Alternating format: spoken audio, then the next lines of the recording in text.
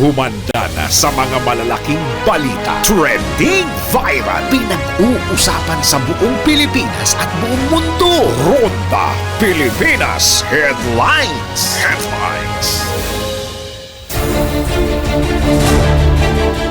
Narito na po ang mga headlines na rumoronda sa Pilipinas.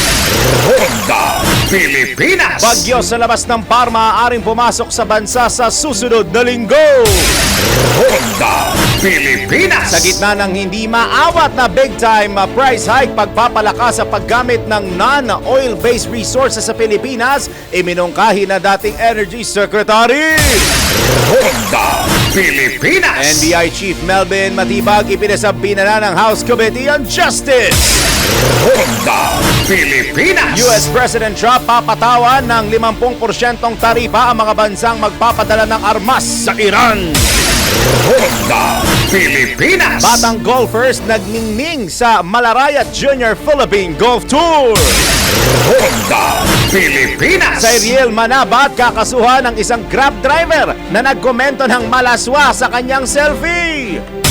Ronda Pilipinas. O sa mga naglo-loan, yung mga nakapag-loan down na 0% interest pero may mga hidden charges umano. Nako, alamin natin mamaya ang parusa sa NBI. Nako, bawal ito! Ronda Pilipinas. Totoo nga ba na malas ang tatluhan sa litrato? Mamaya, let's prove it! Ronda Pilipinas. At ang pamahalaan daw po magbibigay ng 15,000, 15,000 pesos na monthly cash assistance para sa mga magulang na walang trabaho at may anak na nag-aaral. Nako, bago paniwalaan, alamin mamaya kung fact or fake. Ronda Pilipinas. Ronda Pilipinas. Ronda Pilipinas. Ronda Pilipinas.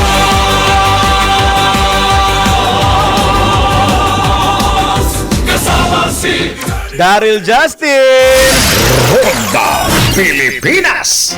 Ang mga malalaking mga balita, ang mga matitinding mga pinag-uusapan, ang mga maiinit at pinagtatalunang mga issue. Lahat hagip, lahat malalaman. Hindi lang sa buong Metro at Mega Manila. Kasama na ang buong Pilipinas. Hahagupit na ang mga malalaking issue sa Ronda Pilipinas. Live na live sa DWIZ AM Metro at Mega Manila. Naka-live din sa DWIZ News FM Regional Stations. Naka-live din sa Radyo Ronda AM Radio sa Pilipinas. Live ding mapapanood sa Aliw 23 Free TV. At naka-live din sa lahat ng DWIZ Digital News accounts, Facebook, YouTube at DWIZ News website. Ronda Pilipinas. Wala nang mahuhuli sa balita. Wala nang maiiwanang issue na hindi mo alam. Ngayon, updated ka na sa Ronda Pilipinas. Kasama si Dennis Antenor Jr. Ronda Pilipinas. Ayan. Tiginig. Yung pala yung pasok mo doon. Thursday morning po, holiday! Babayaning Ayun o, bayani! Hindi bayani at bayani, ha? Ibang bayani po iyon. Iyan po yung komedyante na nagpapasaya po sa ating mga kababayan. Ay pagsaludo sa lahat ng mga bayani, sa lahat ng mga makikisig na nakipaglaban sa ating kalayaan sa bansa natin, ha? Nagbibigay pugay po tayo sa kanila ngayong araw na ito, kaya yan po ang dahilan kung bakit wala pong sok pa ang mga kababayan natin yan. Pero kami as usual sa broadcast nandito pa rin every single day. Gusto ko lang ipaaram kay paring Wenner Contihino na ang sabi po ng may-ari ng programa, ayos. Tumawa lang siya at sabi niya, ayos. Sino na nga ba ngayon? Kung dati, kung maalala po ninyo, pag sinabing mga bayani, usual naman yan, Jose Rizal and others. Marami na tayong kilala mga bayani nung sinaunang panahon. Kaya yan yung dahilan kung bakit malaya po tayo ngayon sa pananakop ng iba't ibang mga bansa, lalo na nung Spanish colonization, Japanese tsaka American colonization. Ngayon, that we are standing on our ground, do we really feel like na, sir, siguro kung buhay pa yung mga bayani natin ngayon, baka sinasabi niya, pinalaya namin kayo sa mga mananakop, tapos yan ang nangyayari sa inyo ngayon. Parang mas maganda pa atang sinakop na lang tayo ulit. Baka mamaya yun ang mindset nila. Hanggang kailan po natin hahayaan na tayo ho ay nalulugi o tayo ay parang inaapi pa rin? Hindi man ang mga dayuhan, wala namang dayuhan ng halos nangangapi sa atin. Kung hindi man, kung meron man, pananaw na po ninyo yon. Kung hindi man mga dayuhan, yung mga nang aapi sa mismong sarili nating bayan, mismong kasama natin sa bansa, inaapi ho tayo. Hanggang kailan ba tayo papayag na aapihin tayo ngayon? Lalo na yung mga pinakaapi, yung mga laging naglilingkod sa atin na ordinaryong Pilipino. Not politicians, ordinaryong Pilipino. Ako kahapon sumakay ng motorcycle taxi. Itong motorcycle taxi rider na nasakyan. Bata pa ito, bagets-bagets pa yung edad niya. Tsaka halata naman sa boses nung pag-uusap ko sa kanya. Motor, dati daw pagka mula 7 a.m. to 10 p.m. ang biyahe niya, parang nagpo-full tank siya sa motor niya, umaabot daw ng 400 plus lang. Medyo malaki yung motor niya eh. Dati sa 400 plus na yon, nakakapag-uwi pa siya ng 1718 o less 400 o 1415 halos. Ganun pa kalaki na iuwi niya. Ngayon, hindi niya na raw kaya tumagal ng 7 to 10 ng gabi na biyahe. Minsan, magsisimula siya alas 12 na ng tanghali hanggang alas 9 ng gabi. Ang naiuwi niya, 300 piso na lang. 300 piso. Minus yung, sabi ko, doon ba sa 300 piso na yon, binawas mo na kuya yung gasolina mo doon. Bawas na. Dati daw 400 ang full tank ngayon umaabot na 750 pesos. Sabi ko, unleaded premium. Unleaded sir, sa lagay niyan, unleaded pa yun. Sabi ko, talaga. Ay, ngayon, marami natutuwa. Baka mamaya mag-set ng president sa mga kababayan natin na nag-ceasefire ang Amerika at Iran. Ibig sabihin, automatic bababa ang presyo. Nako, marami na hong nagsasabi. Hindi lang kami dito sa DWIC, hindi lang kami sa Aliw Channel 23. Kahit saan man po ninyo kinukuha ang inyong mga balita, impormasyon at updates, radyo man yan, TV o social media, paulit-ulit po namin sinasabi na hindi ibig sabihin na nag-ceasefire na po ang Amerika at Iran, automatic na babalik tayo sa dati na 60 pesos, 50 pesos ang gasolina. That will not be the case. Marami pang kailangan i-consider, marami pang pag-uusapan between the two countries at yung mga neighboring countries sa gitnang silangan, kaya nasa wait and see mode pa rin po tayo. Bagamat yung presyo ng krudo ay bumaba, hindi po dapat natin itatak sa isip natin na babagsak po kagad ang presyo ng gasolina at susunod na babagsak ang presyo ng mga bilihin na naapektuhan nung tumaas yung presyo ng gasolina. Kaya ang pinakamainan pa rin po dyan, magtipid-tipid pa rin po tayo at hanggat maaari maging masinop tayo sa ating mga kagamitan para yung kakarampot na kinikita ho natin. Hindi naman sapat na kinikita natin every 15 and 30. Yung kakarampot na kita na meron man ho tayo maitipid pa po natin para in any monument na may emergency, may mapaghuhugutan at kung may pang-leisure pa kayo, meron pa kayo mapagkukuhanan nang hindi kayo nanghihinayang. Isa pong magandang holiday Thursday morning, Luzon, Visayas, Mindanao, Pilipinas. Sumasin niyo na po ang Ronda Pilipinas. Live na po tayo sa himpilang may todong lakas, DWIC 882 Metro Mega Manila, sa ating mga regional stations sa DWIC News FM, Luzon, Visayas, Mindanao, pati sa mga nakikinig sa atin sa RPN Radyo Ronda. Good morning po sa inyo. At sa mga ginagawang radyo ng mga TV, Aliw Channel 23 at DWIC News TV.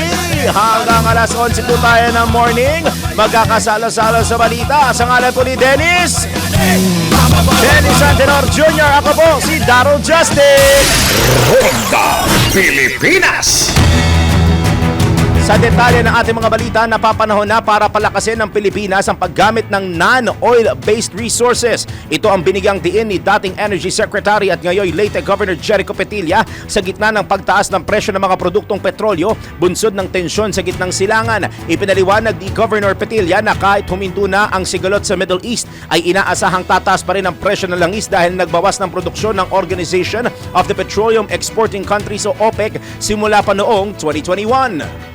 Si Saudi, si OPEC, nagbaba ng production, hindi presyo. Nagbaba ng production, nag-cut down ng production 5% every year. Bakit? Gusto niyang tumaas ang presyo. Hindi pwede yan. Wala tayong magagawa sa kanila yan eh. So sabi ko nga, kahit walang gera, hawak tayo sa leeg. Pero anong ginagawa natin? Oo nga, hawak tayo sa leeg. Pero tuloy pa rin tayo, wala tayong ginagawa. So I think itong gera na to is a wake-up call. At ang gusto kong sabihin, huwag tayong umasa sa mga Arabo at sa Middle East because wala tayong control dyan.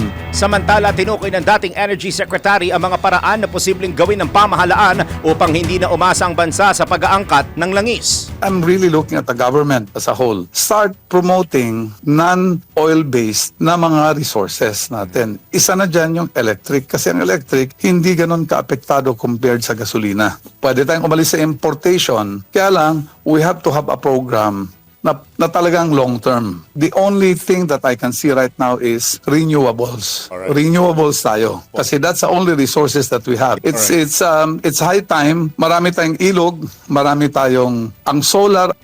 Nako, speaking of renewables, alam niyo may isa akong group na sinalihan ng grupo ng mga sasakyan. Ito yung sasakyan na may-ari ako. May mga grupo, grupo ng Altis, Expander. Kung ano man yung sasakyan ninyo, may mga Facebook group yan na nagtutulungan din. Ang dami na nagbebenta ng sasakyan na gasolina lang. Gasolina o diesel, binibenta na nila. Pag tinignan mo doon sa mga caption, reason for selling, lilipat kami sa electric vehicle. Kasi nga, ang laki na talaga ng nailulugi at ang laki na naibabawas doon sa dapat na magiging ipon o pera na meron tayo. Kaya magandang i-explore din po yung renewable energy, pero one way or another, tandaan o natin, hindi pa rin matatanggal ang paggamit ng gasolina sa pang-araw-araw na buhay. Yan po ang tinig ni dating Energy Secretary at ngayon late Governor Jericho Petilla sa panayam ng DWIZ! DWIZ! Ronda Pilipinas. Samantala, tanggap tayo ng isang report. NBI Chief Attorney Melvin Matibag ipinasabina ng House Committee on Justice kung bakit alamin sa report ni Patrol 30 Jelly Mendez. Pinadadalo sa impeachment proceedings ng House Committee on Justice si National Bureau of Investigation o NBI Chief Attorney Melvin Matibag. Ito'y matapos mag-issue ang Justice Panel ng subpoena ad testificandum et duces tecum na nilagdaan ni na Justice Committee Chairperson Jervil Luistro, House Speaker Faustino D. III at pinagtibay ni House Secretary General Cheloy Garafil para makiisa o dumalo si Matibag sa pagdinig sa April 14. Layo ng subpina na magbigay ng kaukulang update ang NBI hinggil sa kanilang investigasyon sa bantang pagpapatay ni Vice President Sara Duterte kina Pangulong Ferdinand Marcos Jr., First Lady Liza Araneta Marcos at dating House Speaker Martin Romualdez. Nakapaloob sa subpina na kinakailangan magsumite ang NBI ng mga duly certified copies sa lahat ng record ng kanilang investigasyon sa alegasyong threat kill ng Vice Presidente. Ipinasusumite rin ng komite ang certified true copies ng lahat ng dokumento at literato na nakalap dahil mahalagang malaman ang resulta sa kanilang pagsisiyasat. Nabatid na ang bantang pagpapatay ni VP Sara kina Pangulong Marcos, First Lady Liza at Romualdez ay kabilang sa mga batayan ng impeachment complaint na inihain ng mga complainant laban sa Vice Presidente. Ito si Patrol 30. Jelly Mendez nag-uulat para sa impilang may todong lakas sa DWIZ. Nagbabalita ng tama, naglilingkod ng tama. Kapag may bagong balita, naka-on air, agad-agad, DWIZ Patrol Report. Ako kung kayo ay tutok na tutok kada umaga, tanghali o hapon at pag ako'y nakikita ninyo sa programang ito na nagwe-weather report, gaya kahapon, nabanggit ko nga na may na-monitor na LPA pero over the course of the past 24 hours, naging bagyo na pala ito at may posibilidad daw na pumasok sa PAR. Siya, alamin na natin straight from the source sa ating weather report. Pinakahuli, pinaka-latest, pinaka-napapanahon. Whether we like it or not, ito ang magiging DWIZ Weather Report. Para malaman ang latest, nasa linya po natin ang Pag-asa Weather Specialist na si Ginoong Obet Badrina. Sir Obet, magandang Thursday morning po, sir. Magandang umaga po ng araw ng Huwebes sa inyong lahat at sa lahat po ng mga tagapakinig natin. Tama po yung binanggit nyo, no? Meron po tayong binabantayan na bagyo na po ito, no? Naging tropical depression na po ito kahapon. At ang kanyang latest location po, no, huling namataan itong sentro ng bagyo. Nasa labas na po ito ng PAR, medyo malayo pa po sa ating bansa. nasa mahigit halos 3,000 kilometro silangan ng northeastern sa Mindanao. Base po sa ating latest na datos, posible itong pumasok ng Philippine Area of Responsibility, bagamat sa ngayon po medyo maliit pa yung posibilidad na tumama sa kalupaan ng bansa. Gayunpaman, sa pagpasok po nito sa PAR, kung sakali man po ay by next week at dahil nga po medyo malayo pa rin yung bagyo, maaari itong lumakas at maging isang hanggang typhoon category. Sa ngayon po, nasa isang tropical depression category pa lamang yung bagyo. At kung sakaling ito ay papasok ng Philippine Area of Responsibility, ay nasa letter C na po tayo. So Kaloy yung magiging pangalan po nitong bagyo kapag pumasok na this coming week. Samantala, ngayong araw, mainit na panahon pa rin ang mararanasan sa malaking bahagi ng ating bansa. Maliwalas sa panahon pa rin po ang mararanasan dito sa Metro Manila at labing bahagi ng ating kapuluan.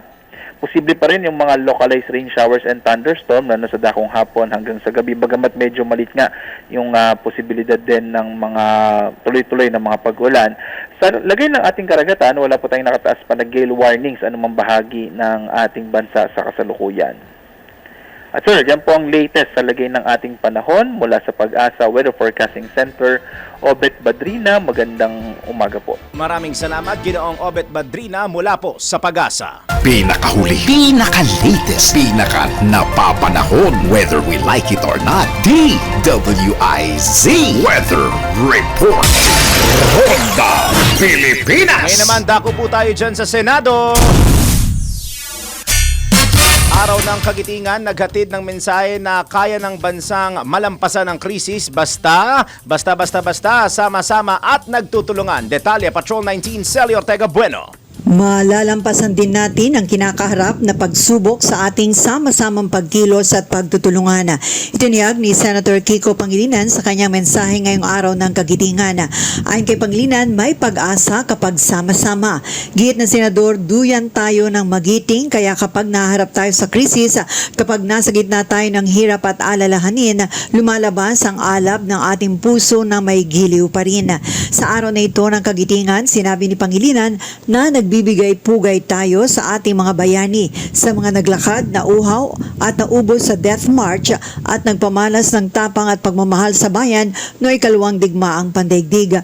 Gayun din sa mga OFW lalo na sa mga barko sa Strait of Hormuz, sa mga barko sa Strait of Hormuz, sa mga chopper ng tricycle, jeep at bus, mga delivery rider, mga teacher, mga manggagawa at mga magsasaka at mga ngisda na patuloy na lumalaban sa buhay sa gitna ng krisis, dulot ng tensyon sa gitnang silangan.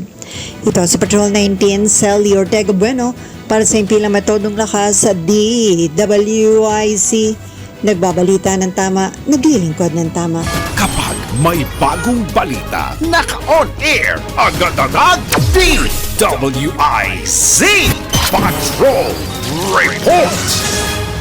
Mga ka-PhilHealth, alam nyo ba na mas pinalaki pa ng PhilHealth ang benepisyo para sa gamutan ng breast at cervical cancer? Para sa breast cancer, ang coverage ay aabot na ngayon sa 1.4 million pesos. At para naman sa cervical cancer, may suporta hanggang mula 170,000 pesos. Ang mga benepisyong ito, mga kababayan, ay maaari ninyong ma-avail sa lahat po ng PhilHealth contracted hospitals nationwide. Dahil sa PhilHealth, bawat Pilipina, protektado.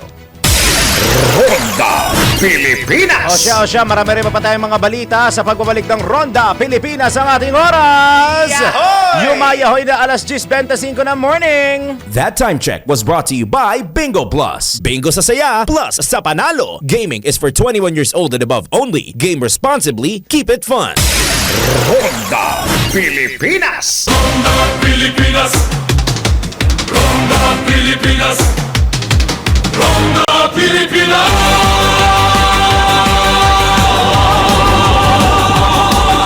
Kasama si Daryl Justin. Ronda Pilipinas. Wala kami magawa ni parang Menerdo sa jingle ng Ronda. Maganda yung version na yun. Dapat pala, kukunin ko yung material, tapos ilalagay ko na yung sigaw ko doon. Tapos ang dulo, alam mo na yung dulo? Siyempre, yahoy. Tuloy-tuloy ang mga balita. Ay, sandali, tuloy-tuloy ang mga balita sa Ronda Pilipinas. Narinig nyo siguro mga sa radyo yung plug nung kay Papa Jackson malapit na yan. Yan po ang schedule niya. Ay, Monday. Magsasabihin na naman ako, banggit ka ng banggit. Yan tuloy mga ibang stasyon, naglilipat sila ng schedule nila sa gabi. Basta, Monday.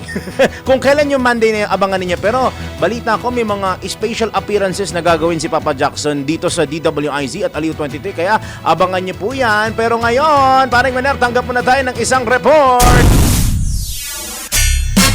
Maynila tumanggap ng 9.96 million pesos at 50 wheelchair mula po sa PCSO. Report mula kay Gargar, Angelo Bainyo.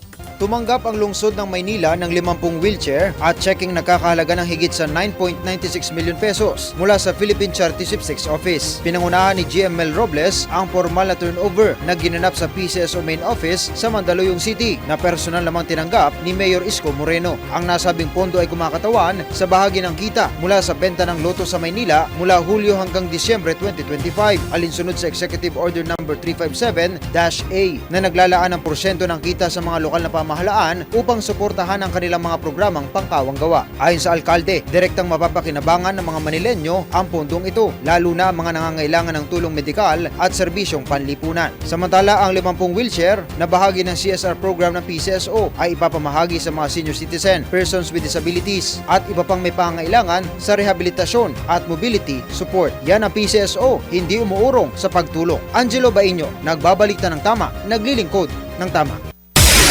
Ronda Pilipinas. Alam nyo ba na ang katumbas ng bawat taya sa Philippine Charity Sweepstakes Office o PCSO ay kawang gawa? Sa bawat ticket mo, siguradong may matutulungang Pinoy sa kanilang pangangailangang medikal. Dahil sa PCSO, basta kawang gawa at pagtulong, hindi kanila uurungan. Kaya palaging tandaan, ang bawat taya may kawang gawa. Ronda Pilipinas. Sa pagpapatuloy ng iba pa natin mga tampok na balita, pinasusimite ng House Committee on Justice sa Philippine Statistics Authority ang lahat ng records ng mga benepisyaryong tumanggap ng confidential funds ng Office of the Vice President at Department of Education. Ito'y para maberipika ang pagkakakilanlan ng mga benepisyaryong nakalista, kabilang na po si Mary Grace Piatos bilang bahagi ng nagpapatuloy na impeachment proceedings laban kay Vice President Sara Duterte.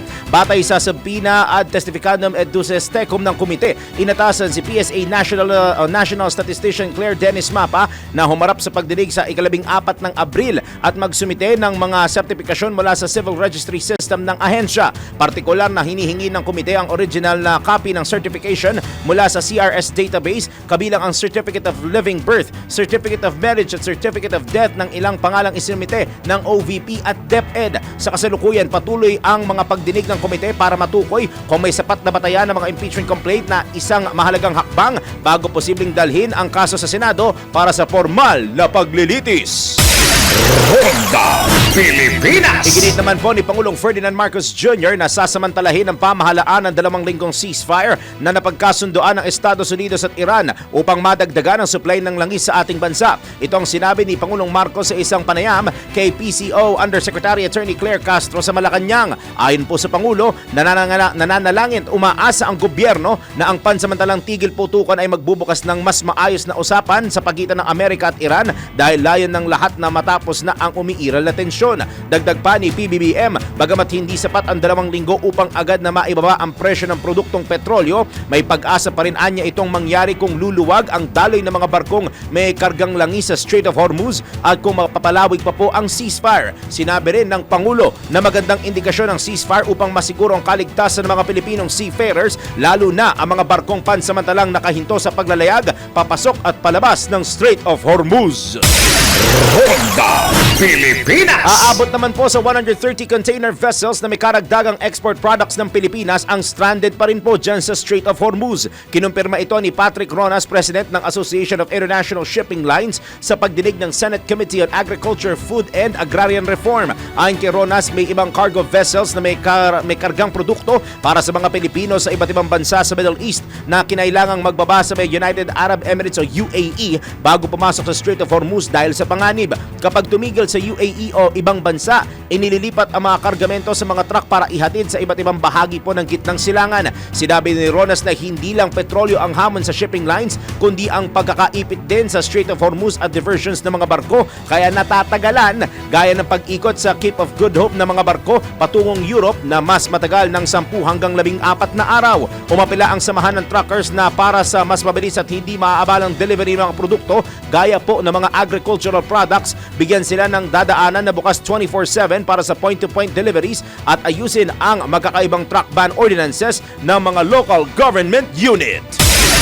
Ronda Pilipinas. Natagpuan naman po sa Dinagat Island ang isang nawawalang Cessna 172 na may tail number na RPC 2444. Galing Subic ang nasabing eroplano at una itong naiulat na nawawala matapos bigong makarating sa Siargao. Napag-alaman na may sakay na mag-asawang piloto at pasahero ang bumagsak na eroplano na pagmamayari po ng mga piloto. Ayon sa Civil Aviation Authority of the Philippines o CAAP, nagawa pang magradyo ang eroplano 15 minuto o 15 minutes bago makarating sa pribadong resort ng mga biktima sa Siargao, subalit nawala ito kaya nagsagawa kaagad ng search and retrieval operation. Nakita naman kaagad ng mga rescuer ang ilang piraso ng bumagsak na eroplano. Samantala, inaalam na ng CAAP Accident Investigation Board ang maintenance at flight data record ng bumagsak na eroplano upang malaman ang dahilan ng pagbagsak nito. Ronda Pilipinas. Labis na nirekomenda ni Pangulong Ferdinand Marcos Jr. na halaga ng unprogrammed appropriations na inaprobahan ng Kongreso sa pambansang budget para sa mga taong 2024, 2025 at 2026. Ito ang ibinunyag sa unang araw ng pagdinig ng Korte Suprema sa mga petisyon tungkol sa mga umano'y pork barrel na naisingit sa national budget. Tampok sa naturang pagdinig ang opinyon ng mga ekonomistang naglingkod sa pamahalaan bilang mga budget official at economic manager upang tukuyin kung dapat bang ideklarang unconstitutional ang mga insertion na sinasabing isiningit ng mga mambabatas sa pambansang budget. Ayon po kay dating Budget Secretary Benjamin Diokno, kapansin-pansin ang labis na paglobo ng budget sa tatlong magkakasunod na taon sa loob ng administrasyon ni PBBM. Samantala, tinawag naman ng ekonomistang si Solita Winnie Monsod na obscene scale ang labis na pagsirit ng halaga ng unprogrammed appropriations noong mga nakaraang taon. Ronda Pilipinas. 37 minuto na po, 37 minutes makalipas ang alas 10 ng Thursday morning. Maraming natanggap tayo ng sunod-sunod na mga report. Impeachment Legal Counsel ni VP Sara na si Attorney Michael Poa pinadadalo sa pagdinig ng House Committee on Justice. Detalye, Patrol 30, Jelly Mendez. Pinadadalo ng House Committee on Justice sa impeachment proceedings sa April 14 ang dating Chief of Staff at ngayon Legal Counsel ni Vice President Sara Duterte na si Attorney Michael Poa. Ito'y matapos mag-issue ang komite ng subpoena ad testificandum na nilagdaan ni na House Justice Committee Chairperson Jervin Luistro, House Speaker Faustino D. III at pinagtibay ni House Secretary General Cheloy Garafil. Ito'y para atasan si Poa na tumestigo sa pagdinig kaugnay sa maling paggamit ng confidential funds ng Vice Presidente. Batay sa kautusan, kinakailangan ni Poa na tumestigo hinggil sa kanyang panunungkulan bilang Chief of Staff noong si VP Sara pa ang kalihim ng Departamento o ng Department of Education mula taong 2022 hanggang 2023. Nais ng komite na malaman ang paggamit at liquidation ng confidential funds ng kagawaran. Inatasan din ng Justice Panel si Poa na magsumite ng mga kaugnay na dokumentong isinumite ng DepEd sa Commission on Audit o COA upang masuri ang mga record ng paggastos at liquidation sa naturang pondo. Nagbabala ang komite na ang hindi pagsunod sa kautusan ay maaaring magresulta sa karampatang parusa, alinsunod na rin sa umiiral na batas at patakaran sa Kamara. Ito si Patrol 30, Jelly Mendez nag-uulat para sa impilang may todong lakas sa DWIZ. Nagbabalita ng tama, naglilingkod ng tama. Kapag may bagong balita, naka-on air, agad-agad, DWIZ Patrol Report. Ngayon naman po, ronda tayo sa probinsya. 360,000 pesos na halaga ng iligal na sigarilyo na kumpiska ng pulisya sa Arayat, Pampanga. Detalye mula kay Kuyang Johnny Gole.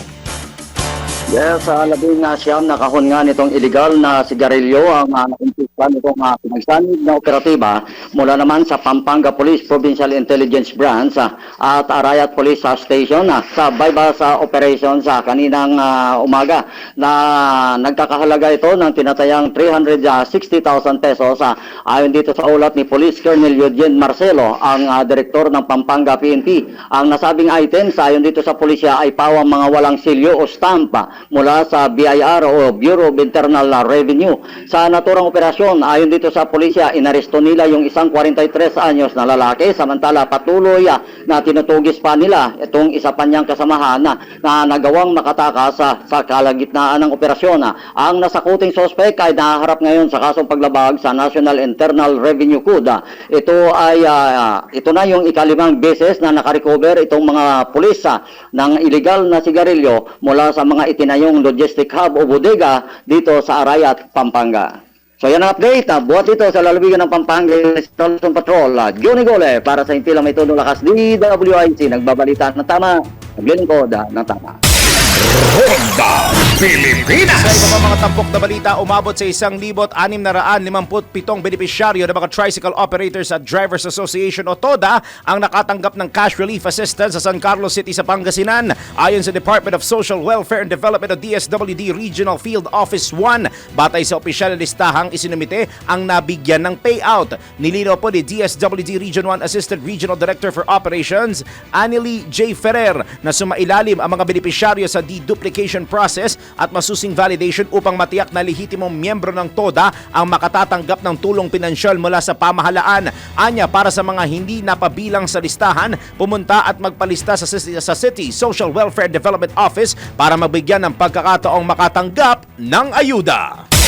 Ronda Pilipinas. Ibinabala naman po ni Senator Risa Hontiveros na posibleng bumagsak ang kita ng mga magsasaka sa ilalim sa ilang mga probinsya bunsod ng pagtaas ng presyo ng mga fertilizer. Dahil dito ipinanawagan ni Senator Hontiveros na magkaroon ng supplemental aid package para sa mga agricultural workers at iba pang vulnerable sectors. Anya, maaaring bumagsak sa kalahati ng minimum wage ang kita ng mga magsasaka sa mga lalawigan dahil sa pagtaas ng presyo ng pataba bunsod pa rin ng epekto na patuloy ng krisis po sa langis. Tinukoy ng senadora na ang mga magsasaka sa Central Luzon kung saan malawak na ginagamit ang urea fertilizer, posibleng bumaba sa 7,275 pesos kada buwan o mas mababa pa sa kalahati ng 16,200 peso minimum wage ang kita ng mga agri-workers. Ang mataas na cost at limitadong fertilizer supply ay banta sa produksyon ng ani, mataas na presyo ng pagkain at kita ng mga magsasaka.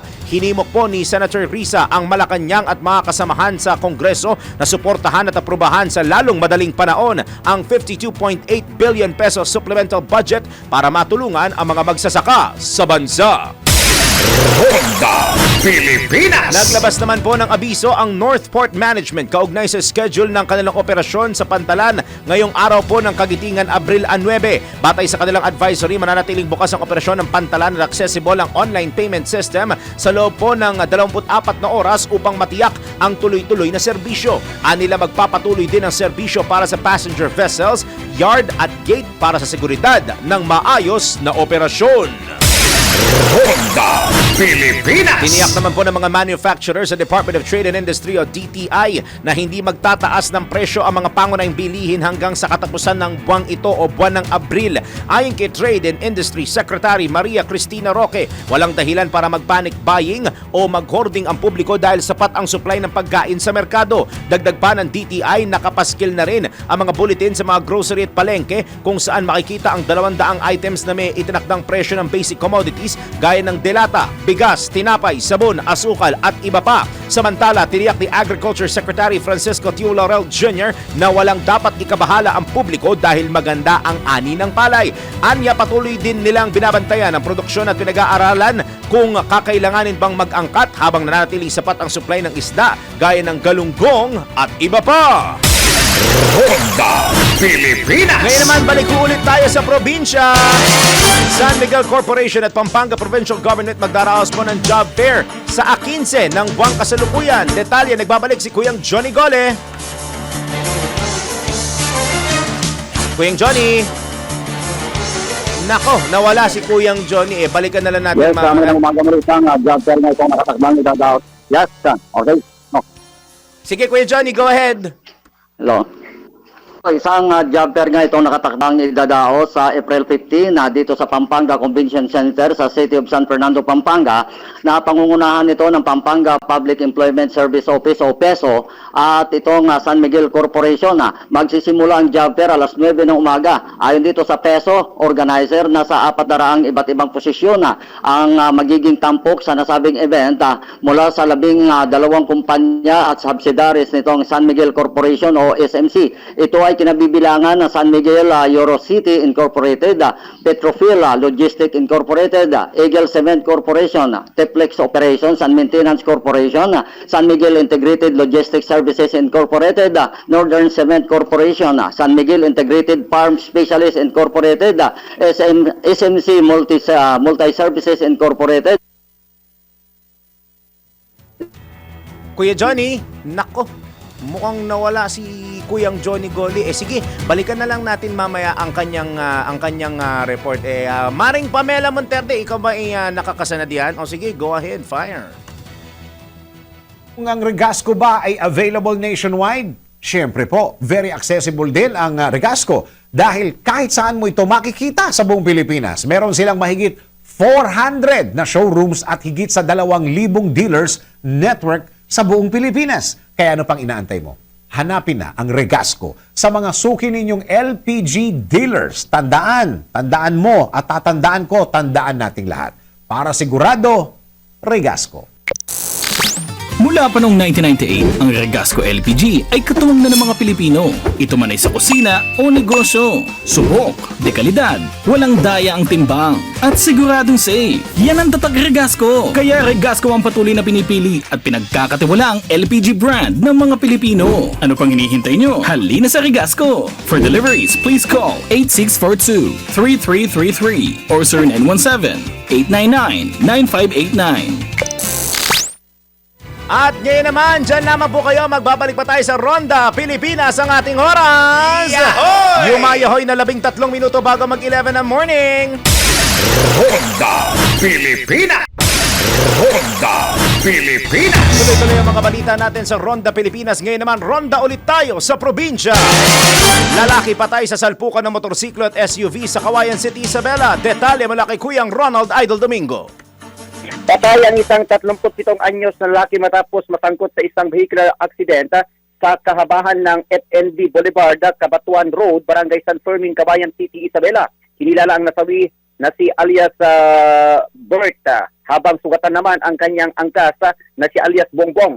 Sangkot din sa insidente ang isang SUV na minamaneho ni alias Rico, 21 years old, isang estudyante.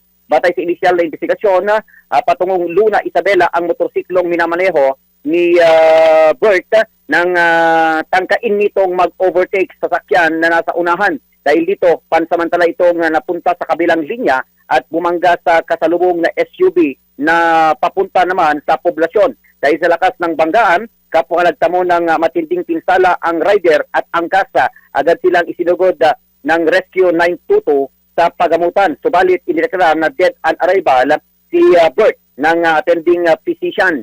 Ligtas naman ang driver ng SUV, ngunit ginalala pa rin sa himpilan ng pulisya para sa karagdagang investigasyon. Ang dalawang sakyan ay nagtamo rin ng hindi pa matukoy na halaga ng pinsala at kasalukuyan nasa kustudya ng mga autoridad. Samantala, nagkaayos na ang dalawang panig at nagbigay ng financial assistance ang kampo ng driver ng SUV sa pamilya ng nasawi. Ito ang Ronda Patrol, Ronald Idol Domingo, nag-uulat pa sintilang may tudong lakas, DWIZ. Nagbabalita ng tama, naglilingkod ng tama. Ronda Pilipinas! Ngayon naman alamin natin ito, pamahalaan daw po magbibigay ng 15,000 pesos na monthly cash assistance para sa mga magulang na walang trabaho at may anak na nag-aaral. So, walang magulang pala. Akala ko, hindi, may mga magulang na walang trabaho. So, unemployed. Akala ko single parent. Pero alamin muna natin kung totoo ba yan o hindi sa Fact or Fake. Sagot sa problema kung ituring ng karamihan ang mga ayuda o financial assistance na ibinibigay ng pamahalaan para sa mga Pilipinong nangangailangan. Good news naman kung ituring ng karamihan tungkol sa mga impormasyon ng pagbibigay ng ayuda. Kagaya na lamang ng isang post sa social media na nagsasabing makakatanggap umano ng 15,000 pesos monthly cash assistance ang mga magulang na walang trabaho at may anak na pinapaaral. Pero bago maniwala, alamin muna natin kung ito ba ay sagot na sa problema o panibagong fake news na naman dito sa Fact or Fake. Alamin mo na kung tama o mali, kung totoo o hindi. Walang peke. DWIZ, Fact or Fake. Mga nanay at tatay na walang trabaho, lalo na yung may mga pinapaaral, may makukuha po kayo mula sa aming management na aabot sa 15,000 per month. Tignan ang registration link sa post namin upang makasali, mag-follow at i-share ang video na ito ng 5 beses upang makilala ka namin. Mag-comment ka din kung tagasan ka. Salamat. Batay sa aming pagsusuri, walang kahit anong opisyal na anunsyo mula sa gobyerno na magbibigay sila ng 15,000 pesos na tulong na magpapatunay sa nasabing social media post. Kaya ang kumakalat na impormasyon na magbibigay ang pamahalaan ng 15,000 pesos monthly cash assistance para sa mga magulang na walang trabaho at may anak na pinapaaral ay fake. Kung ating susuriing mabuti, hindi maituturing na credible source ang page kung saan in-upload ang video dahil ang naturang page ay pawang mayroong AI-generated videos. Mayroon din silang link na nais ipapindot sa mga netizen kung saan isang kahina-hinalang link. Mahigpit din na paalala ng aming himpilan na huwag basta-basta maniwala sa mga kumakalat na impormasyon sa social media. Ito ay para maiwasang mabiktima ng fake news. Manatiling nakatutok sa mga official website at page ng pamahalaan lalo na sa Department of Social Welfare and Development para sa mga anunsyo ng mga ayudang matatanggap. Para sa Fact or Fake, Ann Rodriguez, nagbabalita ng tama, naglilingkod ng tama. Huwag magpapaloko, huwag magpapagancho, huwag magpapaskam. Bawal! Bawal ang peke. DWIZ, Fact or Fake. Ronda Pilipinas. Mga balitang dapat alam mo kahit sa labas ng bansa. DWIZ, balita sa ibang bansa. Nagbabala si US President Donald Trump sa bansang nagbibigay ng military weapons sa Iran na kanilang papatawan ng 50% na taripa ang mga import nito ng walang exception. Ito ay matapos ang napagkasundo ang 2 linggong ceasefire sa Tehran. Bagamat hindi tinukoy ng Amerika ang mga bansang posibleng patawan ng taripa, matatanda ang napaulat na tumutulong ang China at Russia sa Iran upang mapalakas ang military capability nito, kabilang ang mga missile, air defense systems at teknolohiya para sa kanilang depensa laban sa US at Israel. Samantala, hindi naman sinabi ni President Trump kung aling legal authority ang kanyang gagamitin upang ipatupad ang taripa matapos tanggalin ng Supreme Court of the United States noong Pebrero ang paggamit niya ng International Emergency Economic Powers Act para magpataw ng malawakang global tariffs. Ronda Pilipinas. Ngayon naman sa ating sports news, batang golfers nagningning sa Malarayat Junior Philippine Golf Tour. Sports balita mula kay Kim Gomez. Sa mundo ng palakasan, ang latest malalaman sa DWIZ Sports News.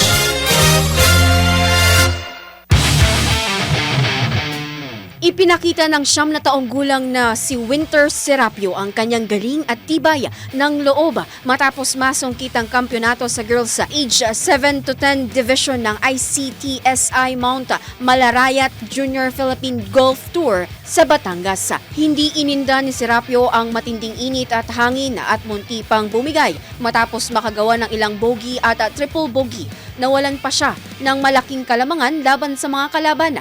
Ngunit sa huling tira, nagawa niyang makabawi at mag-birdie upang maselyuhan ang panalo na may kabuuang score na 159.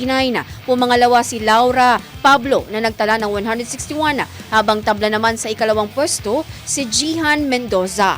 Samantala sa boys age 7 to 10 division, nagwagi si Kenzo Tana matapos mapanatili ang kanyang liderato mula umpisa hanggang dulo. Nagtapos siya na may 158 total score, habang pumangalawa si Alexian Ching na may 161. Magpapatuloy ang torneo sa Visayas Mindanao Series na gaganapin sa Cebu. Dito ay inaasahang muli ang matitinding laban ng mga batang golfers mula sa iba't ibang panig ng bansa. Para sa Sports News, Kim Gomez, nagbabalita ng tama, naglilingkod ng tama. Arena Plus Sportsbook. Arena Plus. Gambling is for 21 years old and above only. Gambling can be addictive. Know when to stop. Ronda Pilipinas. Ito na ang latest, bagong-bago, fresh na fresh. DWIZ Showbiz News. Cyril Manabat kakasuhan ng isang Grab driver na nagkomento ng malaswa sa kanyang selfie. iSpotted report mula kay Mima Anton. Para sa aking balitang showbiz, desidido ang aktres na si Cyril Manabat na gumawa ng hakbang laban sa isang Grab driver na umano'y naglabas ng malaswang komento tungkol sa kanilang selfie na kumalat online. Tinukoy ng fans si Cyril ang account na may pangalang Boss Toyo Mansi na nagbahagi ng litrato kasama ang aktres at nilagyan ng caption na may double meaning na sinundan pa ng mga indecent na pahayag. Ikinuwento ng aktres na kuha ng sabing larawan noong Martes nang bumiyay siya gamit ang Grab app. Iginit ni Cyril na hindi niya palalampasin ang insidente at nanawagan siya sa nasabing platform na gumawa ng hakbang laban sa ganitong uri ng asal. Samantala, naglabas na ng pahayag ang Grab Philippines na kanilang iniimbestigahan na ang insidente at tiniyak na may zero tolerance sila sa anumang hindi angkop ng pag-uugali at nagsagawa na sila ng hakbang upang panagutin ang nasabing sangkot na driver. At iyan ang aking balitang showbiz para sa impilang may todong lakas, DWIZ. Ako si Anton, nagbabalita ng tama, naglilingkod ng tama. Ang balitang ito ay inihatid sa inyo ng Bingo Plus. Bingo Plus, bingo sa saya, plus sa panalo. Gaming is for 21 years old and above only. Keep it fun, game responsibly. Ronda Pilipinas. At bago po tayo pansamantalang magpaalam, tayo po magpatama quote for today. Hindi mo kailangang magpanggap para matanggap. Ang kulang na lang sa panahon ngayon ay ang maging real, maging totoo tayo. Hindi sa kaharap natin, kundi lalo't higit unang-una sa sarili po natin. At yan na po ang kalipunan ng mga balita yung tinapok natin sa Ronda Pilipinas. May birthday ba? May nakita ang birthday. Ayun! Happy birthday po kay Sir Jerry Flores, ang anchor po ng Mr. Taxman tuwing alas 10 ng umaga, tuwing araw ng Sabado. At birth anniversary po. Please say a little prayer sa namayapa naming chairman na si Boss D. Edgard A. Cabangon. Birth anniversary niya po ngayon. At happy birthday din sa kanyang kakambal, si Boss D. Edward A. Cabangon. Boss Edward, happy birthday po sa inyo. Antabayanan, susunod po programang Yes, Yes, Yo, Topacio. Kasama si Mr. Attorney Freddy Topacio, Mr. Sex Appeal. At of course, kasama niya dyan si Binibining Juvie Yahoy de Guzman. Maraming salamat, Pilipinas. Hanggang mamaya alas 4 ng hapon sa News Cup at hanggang bukas, promise, magkasama na kami ni John Rizcalata sa Pinoy Gising Tomorrow. Ako po yan nakasama sa ngalan ni Dennis. Ang isa Tenor Jr. na magbabalik bukas. Ako po si Darrell Justin, nagbabalita ng tama, naglilingkod ng tama. Mahal pa rin ang bayan, ang damayan. Pag siya'y dumidiskarte, hindi pa ate. Ronda Pilipinas, Ronda Pilipinas, Ronda Pilipinas.